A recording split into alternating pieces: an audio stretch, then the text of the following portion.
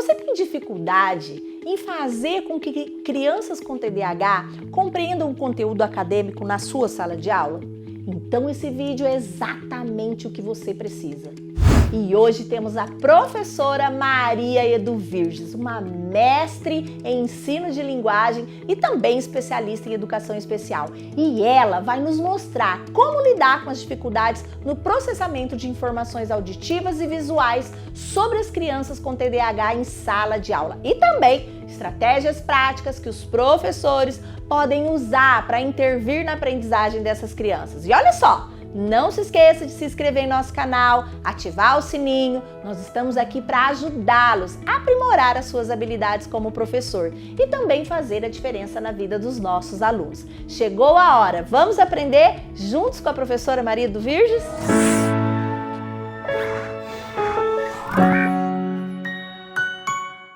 Como é bom a gente poder multiplicar o conhecimento, né? E só para alertar vocês, para informar vocês, dia 13 de julho, foi comemorado o Dia de Conscientização do TDAH. Por que isso, né? Por que será que nós precisamos ficar conscientes, precisamos ter conhecimento sobre o TDAH? Porque o TDAH está na escola. O TDAH está em todos os momentos da nossa vida. Às vezes eu estou no shopping, eu vejo um TDAH, não que eu saia dando laudos, né? Não sou médica, sou professora, mas eu vejo as características dessas crianças dentro de um shopping, a desorganização dentro de um ônibus dessa criança. Então, vamos ver como fazer com essa criança com TDAH. Então, cada vez mais, nós precisamos de informação para poder atender essa pessoa. Então, foi-se o tempo que uma metodologia dava para mim atender um deficiente, dava para mim atender uma criança com transtorno. Aliás, nunca deu, mas nós não tínhamos outra saída. Nós só tínhamos algumas metodologias, nós tínhamos pouco estudo sobre essas crianças com transtorno, as suas alterações que elas tinham no seu desenvolvimento. Então, hoje, nós vamos realmente motivar vocês, trazer vocês para alguns detalhes do conhecimento da criança com TDAH. Em cada disciplina, nos cursos de pós, nós temos assuntos que são necessários, que são desafiadores para a gente atender essas crianças. Mas vamos lá, como que eu vou fazer para intervir com essa criança que tem TDAH? Então, conhecendo para atender. Eu uso sempre essa frase, porque eu vejo assim, é importante. Não adianta eu querer atender. Eu vou atender. Daí eu pergunto, você conhece? Eu vou fazer. Você sabe o que você vai fazer? Então, o que fazer diante de um comportamento inadequado, de uma falta de atenção da criança, uma desorganização? Então, dessa pessoa que tem o TDAH. Este está sempre desmotivado, ele recebe muitas broncas. Por quê? Porque ninguém sabe como atendê-lo. Então, quantas vezes nós falamos com eles, ou profissionais que não conhecem o TDAH, que falam assim, presta atenção, se comporte, eu avisei para se comportar, ninguém vai querer brincar com você, você não aprende nada. Isso são estímulos negativos. Todo estímulo negativo pode e vai, não estou afirmando, pode e vai intensificar este comportamento. Por quê? Porque será que ele tem pistas de enfrentamento? Ele sabe como agir diante dessa alteração dele? Desse comportamento inadequado? Será que ele está sendo inadequado porque ele quer fazer?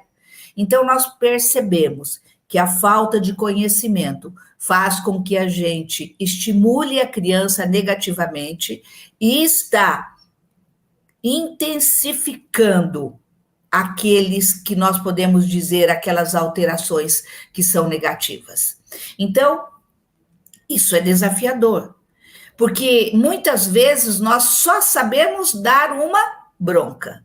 Às vezes, mas fica quieto, olha para mim, Gente, isso simplesmente é desmotivador para uma criança que tem um comportamento com características com TDAH.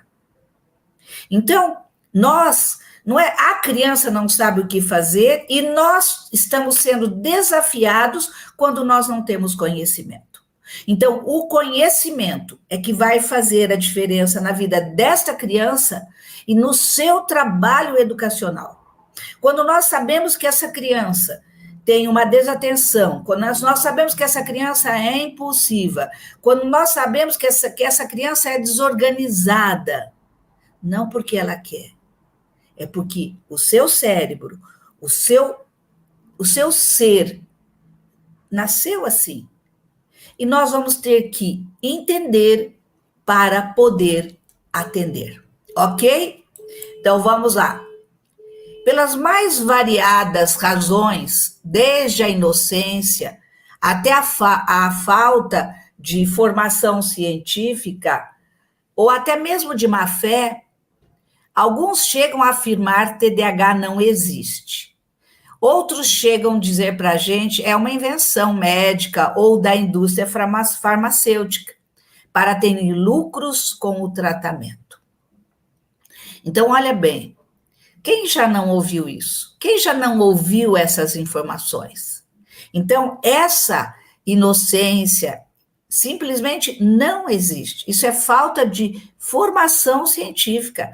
Se a ciência nos orienta como essa criança tem que ser atendida, por que nós não vamos atrás do conhecimento? Por que nós teimamos em usar as nossas velhas metodologias para atender essa criança? Então, às vezes, essa criança se apresenta como falta de autocontrole, desatenção.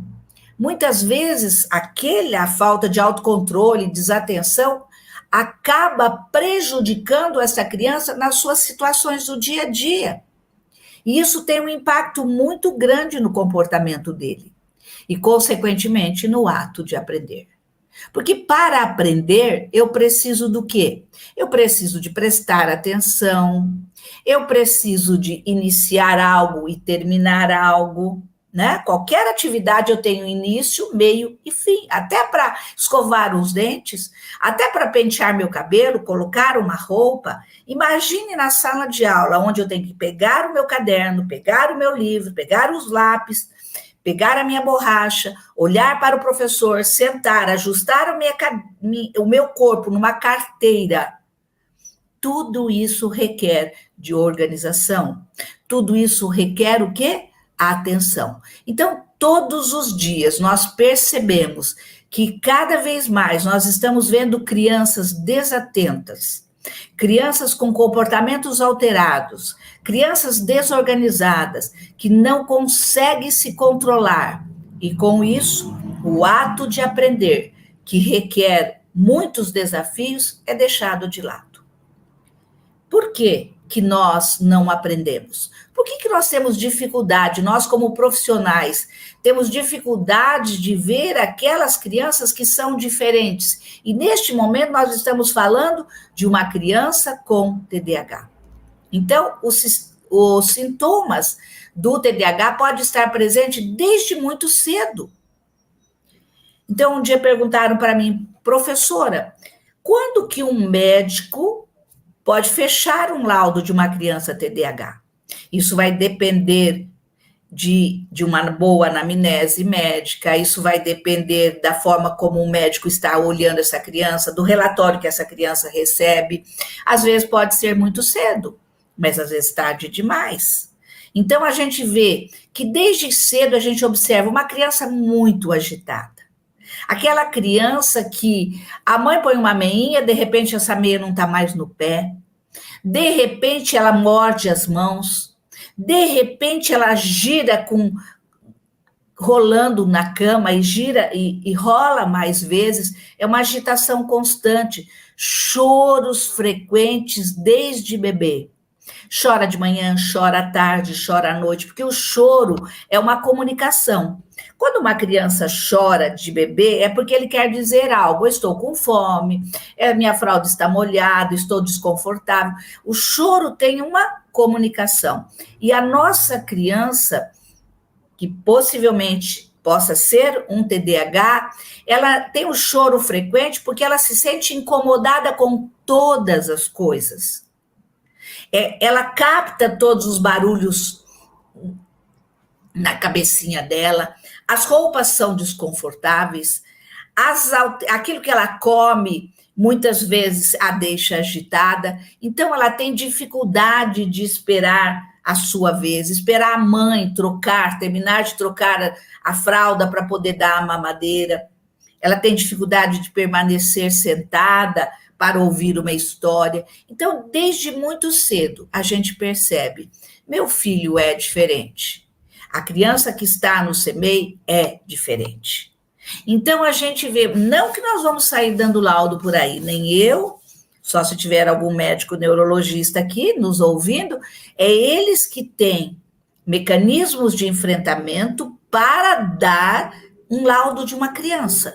Mas nós levantamos hipóteses. Nós vemos um comportamento alterado, uma agitação constante, uma dificuldade de ficar sentada, um banho que não termina, um caderno que está sempre rasgado. São detalhes para a gente perceber essa criança.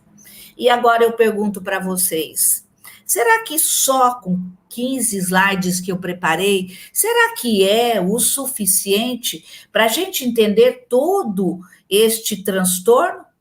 Para a gente entender todas as questões de hiperatividade, para a gente entender as metodologias adequadas, para a gente conhecer um pouquinho sobre a integração sensorial que nós vamos discutir hoje, será que só isso é necessário? Então eu convido vocês.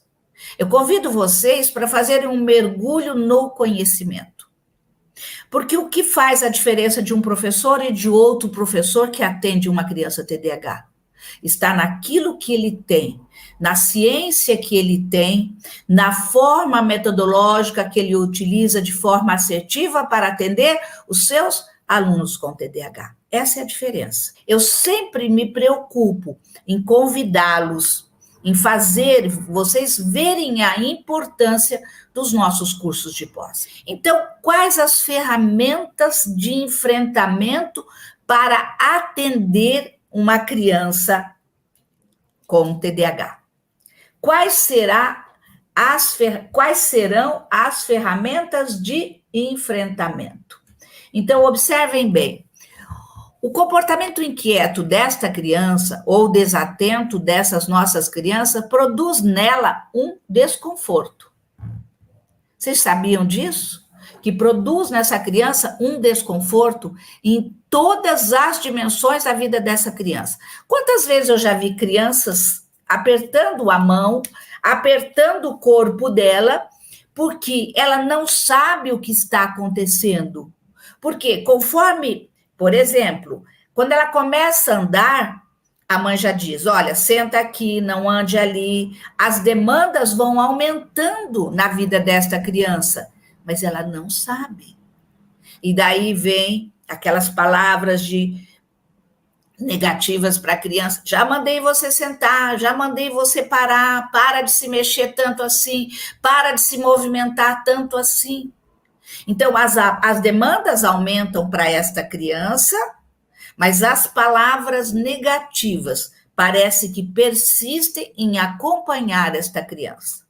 E com isso, nós estamos potencializando o quê? As suas alterações. Porque além dessa criança estar desconfortável, essa criança não consegue entender esse aumento de demandas que acontecem com ela. Ela entra na escola, ela tem que sentar, ela tem que prestar atenção, ela tem que ouvir uma história, ela tem que sair para o lanche, ela tem que brincar com as crianças, dividir brinquedos, ouvir uma música, sentar na carteira. E daí a criança não sabe o que fazer, o professor não sabe como agir. Então, a escola é responsável para lidar com estes alunos. Por isso, ela precisa de ter ferramentas práticas pedagógicas que favoreçam o quê?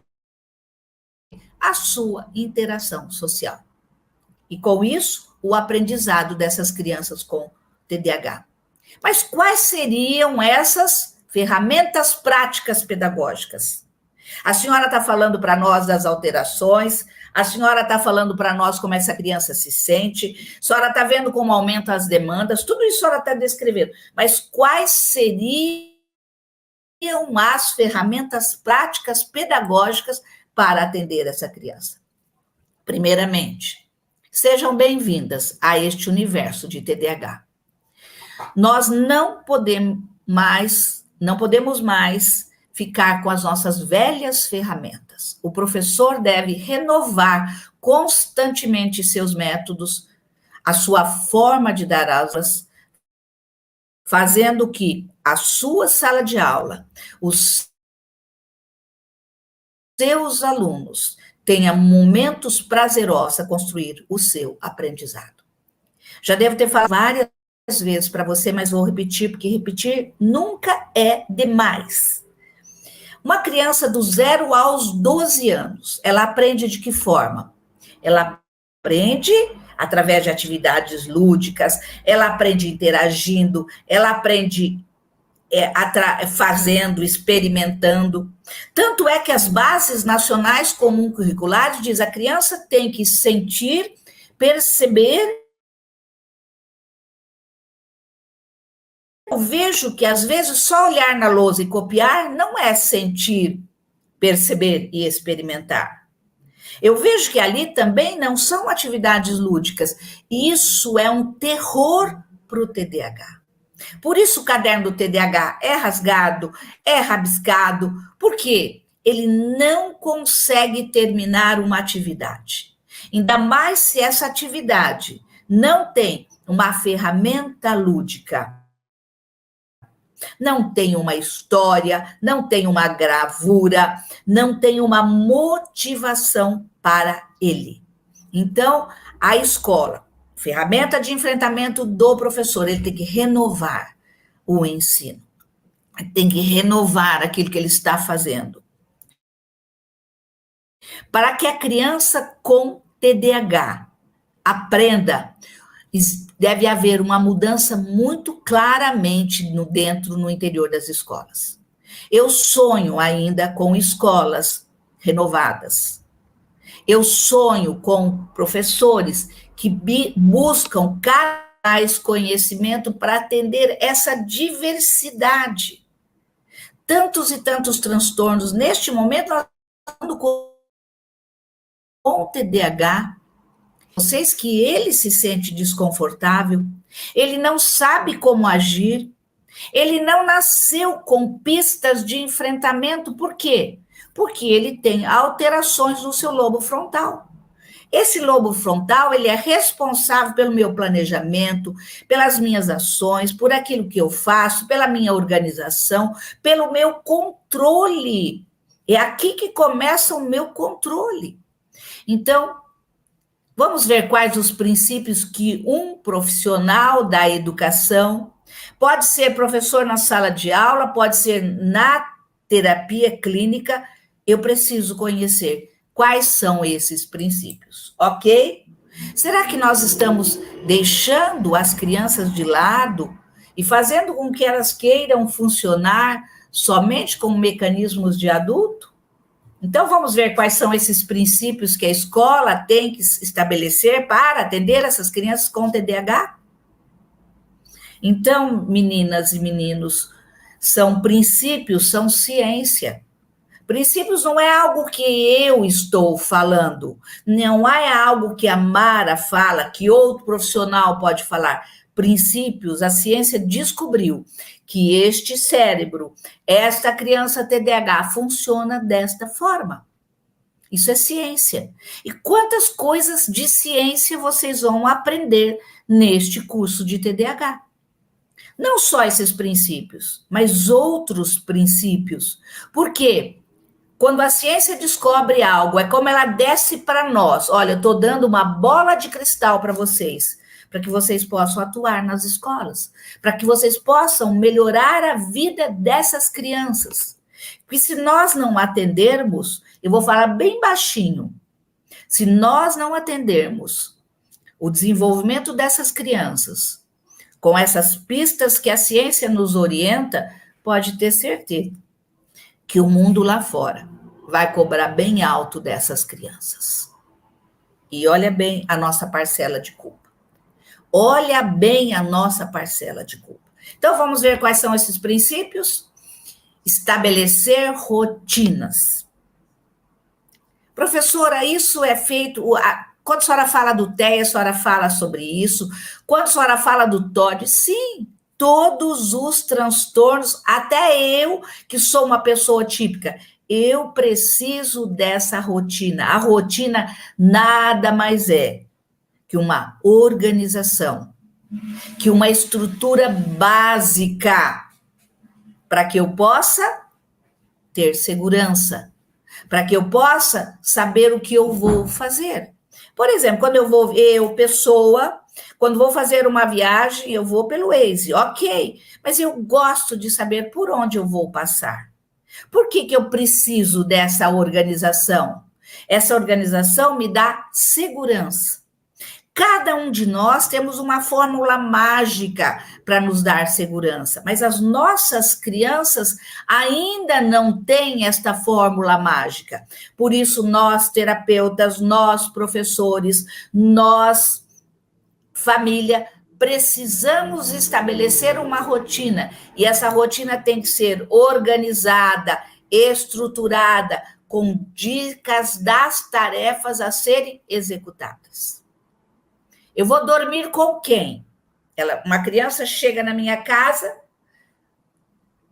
ela dorme com quem? No quarto da avó, no quarto da tia, no quarto do outro neto. Ela precisa dessa organização, dessa estruturação. Que hora é o almoço numa casa que ele vai? O que ele vai fazer durante aqueles dias que ele vai fazer essa viagem. Então, tudo isso precisa ser estruturado. Imagine na escola. Mas não é aquela rotina que fica lá no quarto, que entra dia e sai dia, é a mesma rotina. Não. São rotinas organizadas, estruturadas, com dicas. A criança, o João, eu sempre coloco o nome de João, né? O João, ele tem uma carteira, a carteira onde ele vai sentar, onde ele senta? Nessa carteira. O que ele tem que fazer? Pegar a bolsa. Quando nós falamos nessa estruturação,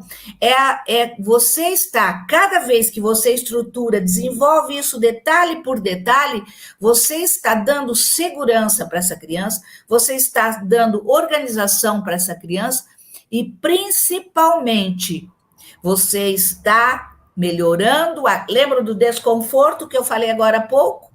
Você está melhorando o desconforto desta criança. Temos ou não temos uma varinha de condão? Desde que nós saibamos seguir alguns princípios da ciência. Então, estabelecer uma rotina. Outra, criar regras. Criar regras.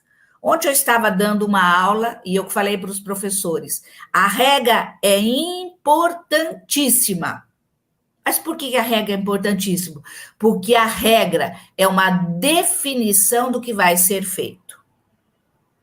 A regra é uma definição do que vai ser feito. Para falar com a professora, ele tem que levantar a mão. Ele levanta a mão, mas só por isso, para ele ser obediente, não é uma regra. É necessário para que ele possa. Nós não vivemos sozinhos. Nós vivemos em grupo. Por isso que um professor tem que ensinar essa criança as regras, criando regras. Para uma brincadeira tem regras, sentar numa mesa tem regras, ir ao banheiro tem regras. Por que a higiene? Eu tenho que entrar, tenho que fazer o xixi, dar descarga, lavar as mãos, guardar a toalha. ver se fechei a torneira direito. Então, tudo isso são regras da vida e necessárias. Um TDAH, gente, se nós não ensinarmos esse passo a passo da rotina, das regras, ele deixa a toalha fora do lugar, ele deixa a pasta de dente destampado, ele derruba os pratos. Estão vendo quantos detalhes nós vemos essa criança desorganizada, desconfortável? Então, só esses dois princípios já nos orientam uma série de fatores. Então, estabeleça rotinas, crie regras, estabeleça uma comunicação entre a escola e família. A gente precisa tomar muito cuidado como escola, porque eu fui por muitos e muitos anos escola. Por muitos e muitos anos eu conversei com os pais. E eu sempre disse, não faça na porta da sua sala de aula, na saída da sua escola. Olha, seu filho não se comportou. Olha. E assim você vai dando os recados daquilo que ele não fez. Isso não é comunicação. Isso é simplesmente queixa. Se você faz isso, mude. Porque isso é queixa. Você já pensou, eu vou lá receber meu neto, hoje ele não obedeceu, hoje ele bateu no fulano, hoje ele derramou a água no caderno do amigo, hoje ele... Gente, peraí, nós estamos fazendo da relação escola-família uma queixa? As queixas, fale do potencial, que maravilha, ele conseguiu sentar hoje durante 2 minutos na carteira, nem que seja 1 minuto. Mas fale o que é positivo e não fale na porta da sala de aula, na saída da sala de aula. Converse com esses pais, retire esses pais, deixe esses pais confortáveis, fale para ele das possibilidades do seu filho, daquilo que ele foi capaz de fazer, daquilo que ele foi capaz de realizar. Isso é comunicação. Por quê? Daí eu posso dizer, pai, olha que maravilha. Todas as vezes que eu agradeço quando ele faz algo, ele fica feliz e ele faz. Todas as vezes que eu elogio, vocês não têm ideia o quanto é importante para o TDAH, que é desconfortável, que é alterado, um elogio. Um padrão nosso, do profissional, da família. Que maravilha. Você, neste momento, você não consegue, mas daqui a pouco você vai conseguir. Estou com você. Estou em todos os momentos com você.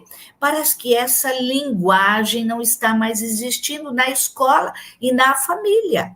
O estabelecimento dessas orientações. É difícil determinado pai. Pai se conquista. A senhora não tem esse pai. Eu vou repetir. Pai se conquista. Até hoje, eu tenho amizade com todos os pais dos meus ex-alunos. Eu tenho amizade com todos os pais dos pacientes que eu atendi. Por quê? Porque realmente eu ouvi, primeiramente, eu mostrei as características positivas dos seus filhos. Eu mostrei o potencial das crianças para depois conversar de que jeito que nós vamos conduzir essa alteração de comportamento. Estabelecimento de uma comunicação. E quem é que está aprendendo sobre a ciência? Somos nós. São princípios. Então, vamos lá, mais um outro princípio, priorizar o local na sala, que favoreça o contato mais próximo ao professor no acompanhamento efetivo da execução das propostas e acompanhamento das manifestações comportamentais. Então, qual é o melhor lugar? Longe da porta, longe da janela, longe desses distratores e mais próximo do professor. Esse é o melhor lugar. E olha, vocês viram que eu coloquei aí um artigo de intervenção psicopedagógica para os alunos com TDAH. Vocês sabem que nós temos nossos blogs, todas as referências que nós temos no portal, nós temos muita coisa produzida, muito artigo produzido. E um desses artigos é isso aí. Então, procurem este artigo, vocês vão gostar, tá bom? Então, vamos ver mais alguns princípios. Então, vamos lá. Proporcionar momentos de pausa. Quem que não gosta da pausa? Quem não gosta de esticar o seu corpo? Agora eu não faço nada. Então, as atividades têm que ser fracionadas. As atividades sempre têm que haver para o TDAH, é princípio da ciência, de um cérebro hiperagitado, de um desconforto dessa criança, de uma alteração do seu comportamento. Então, nós temos que fazer uma atividade e proporcionar pausa. Agora nós vamos pausar. Agora nós vamos cantar, nós vamos brincar. Mas só o fato de pausar, agora vamos descansar, né? Então, cada professor vai saber como utilizar essa pausa, este momento necessário para uma criança com TDAH. Não adianta, pensem bem, 4 horas dentro de uma sala de aula se eu não fizer essas pausas. O 6º princípio, ensinar técnicas, organização das tarefas e de estudos. Como é que eu posso fazer? Quais as técnicas que nós podemos utilizar na organização das tarefas e de estudos? A criança está fazendo uma atividade, que técnica ela pode dizer? Olha, eu vou fazer somente o que está no primeiro parágrafo, vou respirar e vou continuar. É mais uma técnica. Eu vou dividir a atividade em 3 partes e vou fazer. Todo TDAH gosta de dividir, mas quando ele aprende, porque senão ele não consegue terminar. Utilizar temporizadores. O temporizador são relógios. Tem um monte de temporizadores, que ali tem um do lado, ali bem do ladinho, aí observem ali um temporizador, pode ser relógio, pode ser realmente o temporizador de gel. Esses temporizadores, para eles, isso é maravilhoso, porque vai estar ao lado dele, enquanto estiver, ele não completar o tempo, tanto do relógio, quanto do temporizador, que são marcadores de tempo, ele não pode sair sem terminar aquela tarefa. E com isso, você está organizando um cérebro. Todos esses princípios são bases para a organização desse cérebro. E com isso, você vai estar fazendo essa criança administrar seu tempo. A criança TDAH, gente, por causa desse desconforto, dessas alterações de comportamento, ela não sabe a noção de tempo, principalmente de espaço, ela não tem essa administração. Aliás, as nossas crianças vão aprender. Então, quem é que tem que ensinar? Somos nós, professores. Ah, isso aqui é o pai. Não. Isso é a nossa função. Então, cada dia mais, a gente utilize esses marcadores de tempo para a criança se organizar. Que ela sabe que durante aqueles 5 minutos estipulados, ela tem que fazer a sua atividade. Qual outro princípio? Informar de forma clara, com clareza, todas as regras, instruções breves, objetivas, frente às solicitações do que eu quero que termine, do que eu quero que ela faça. Então, cada vez mais, gente, nós temos que orientar esta criança.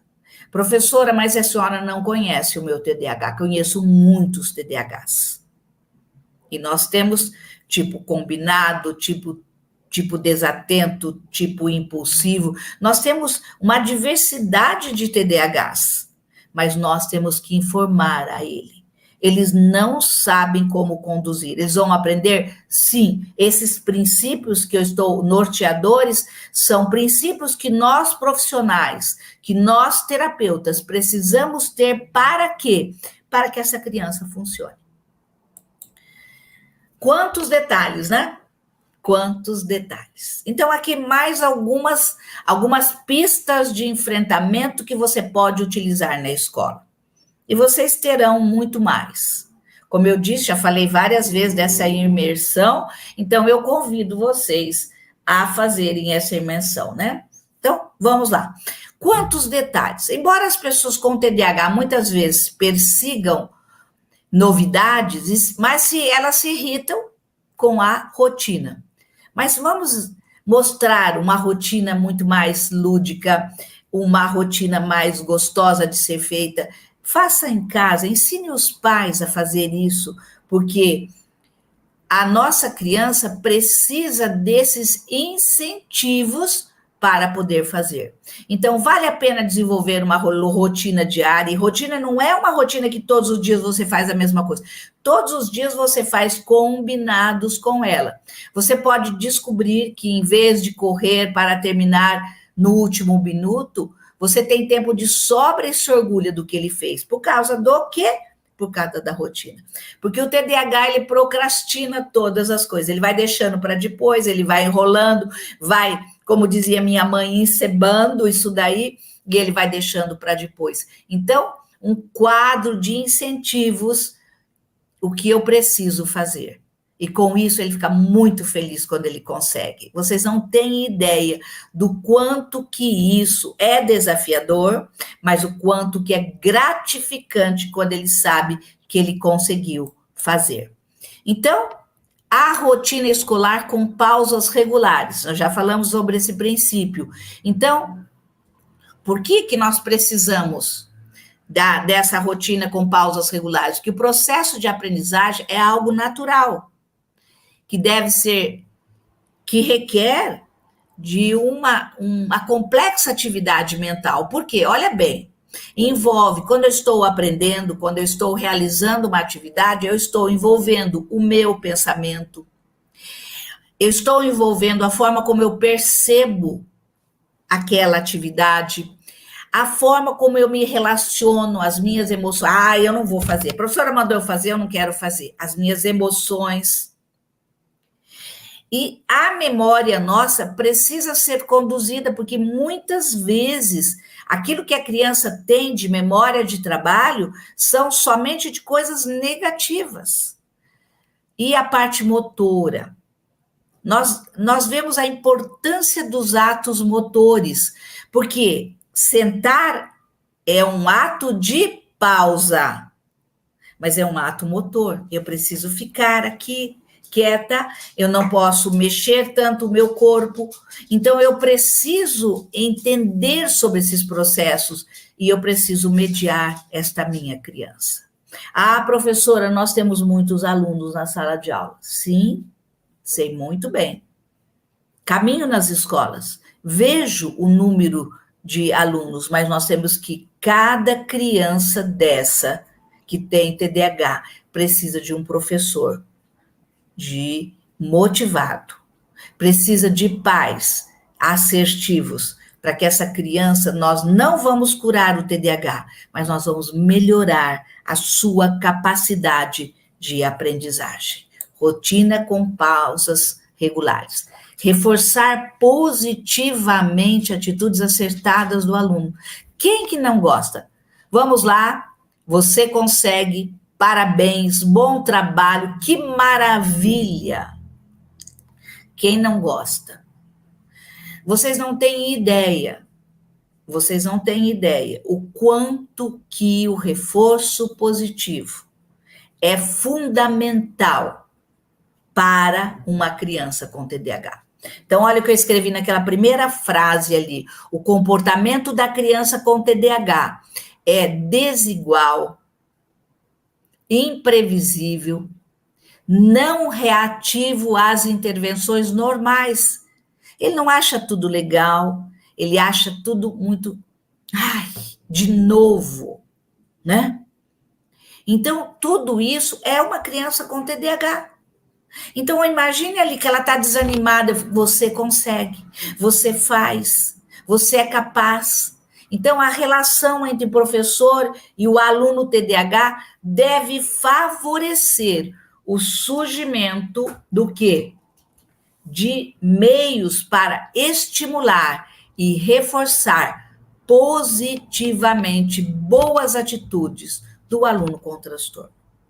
Gente, de palavras negativas, a criança já está cheia. Ela vai no supermercado, ela ouve palavras negativas a respeito dela. Ela vai numa igreja, ela ouve palavras negativas a respeito dela. Aonde é numa festa, chegou o bagunceiro, chegou aquela criança desorganizada. Isso é muito sério. Nós precisamos saber como atender para melhorar o desenvolvimento desta criança. Então, a relação professor e aluno TDAH deve realmente ser reforçado com atitudes positivas. Uma vez uma professora disse assim para mim, mas professora, a senhora não tem ideia de quem é o meu TDAH. Não tenho, eu não acho nada positivo. Falei, vamos achar. Fui com ela para a escola e eu mostrei para ela, olha que maravilha, ele está sentado, ele está prestando atenção, mas o caderno dele ele nem pegou, mas ele sentou. Reforça positivamente. Ele toda hora está perguntando para a professora o que é, ele quer saber de tudo. Responda. Fala assim, olha, agora nós vamos fazer o seguinte, vai escrevendo o que você quer e eu vou atendê-lo. Então, ensina regras práticas para que ele possa não ser tão invasivo. Ele não sabe que ele está sendo invasivo. Então, vamos usar o reforço positivo. Elogios e outras formas de atenção, como um sorriso, são ferramentas mais básicas no manejo que os professores têm à disposição. A maioria dos professores não conseguem entender, compreender o quanto esse ato a representa. Quanto esse ato representa. Porque, olha bem, gente, as crianças TDAHs, muitas vezes, elas estão com uma avalanche de instrumentos negativos. Então, vamos usar atos positivos. E as vivências têm que ser lúdicas. O professor aparecerá como uma peça fundamental, porque é ele que vai estimular, é ele que vai organizar essa criança, é ele que vai criar regras. E com isso, quando eu estabeleço esses princípios da ciência, eu estou provocando situações que exijam da criança concentração, organização. Estou provocando.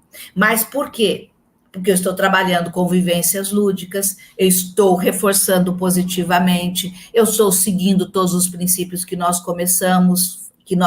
comentamos com vocês, quantos e quantos detalhes. Um exemplo, olha bem, uma vivência lúdica, eu coloquei aqui, jogar a bola na parede e acompanhá-la, obedecendo uma sequência, ordem, seu lugar, sem rir, sem falar, um pé, outro pé, nós estamos desenvolvendo o processo de atenção. Vocês sabiam que o processo de atenção, que é o mais rudimentar dos processos cognitivos, podem ser executados e trabalhados e aumentados? Como? Será que vocês, hoje, quem gosta de leitura sabe bem disso, começaram a ler um livro dessa grossura, começaram a ler 10, 15 artigos de uma vez? Eu comecei lendo uma frase. Guardava uma frase, eu sou uma pessoa típica, mas eu comecei lendo uma frase. Hoje, eu leio muitos artigos numa semana. Então, tudo isso começou com pedaços pequenos. Então, o processo de atenção se começa com reforços positivos. Por exemplo, a criança veio e entregou a atividade. Meus parabéns, você conseguiu. O tempo que ele ficou, às vezes foi 1 minuto para fazer aquela atividade, mas ele foi reforçado naquele 1 minuto. Agora, amanhã, nós vamos dar uma atividade um pouquinho maior para você. Meus parabéns. Gente, professora, isso é simples assim? É simples assim. O ser humano funciona com coisas positivas. Eu vejo assim que na minha caminhada, as pessoas que me reforçaram positivamente, me auxiliaram muito na minha caminhada, mas aquelas que me reforçaram negativamente, eu tive prejuízos muito grandes. Eu, como uma pessoa típica, analise a sua vida, para você ver como as coisas negativas deixaram para baixo, mas as coisas positivas te elevaram. Nós estamos diante de um TDAH, tá bom? Então, vamos ver mais detalhe, mais alguns princípios. Permita movimento na sala de aula. Quando eu escrevi isso daqui, que eu busquei, que são princípios da ciência, toda criança gosta de se movimentar. Toda criança gosta de se movimentar, mas a gente parece que a gente quer ficar sentada, olhando com eles todos sentadinhos, como se a gente pudesse pôr um funil na cabecinha deles e enfiando ao processo de aprendizagem. Criança gosta de movimento.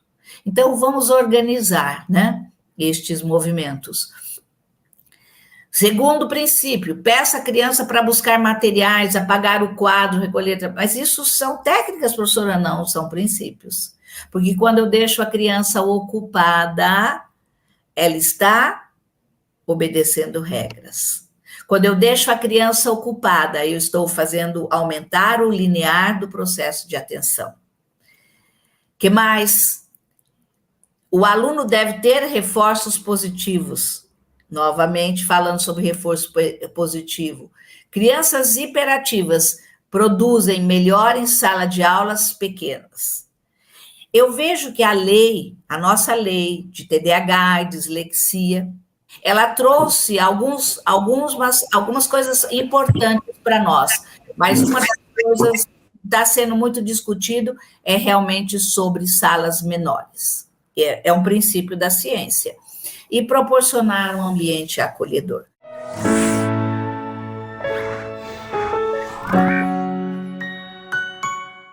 Obrigado por assistir até o final. E se você gostou desse vídeo, então não se esqueça de curtir e compartilhar com seus amigos.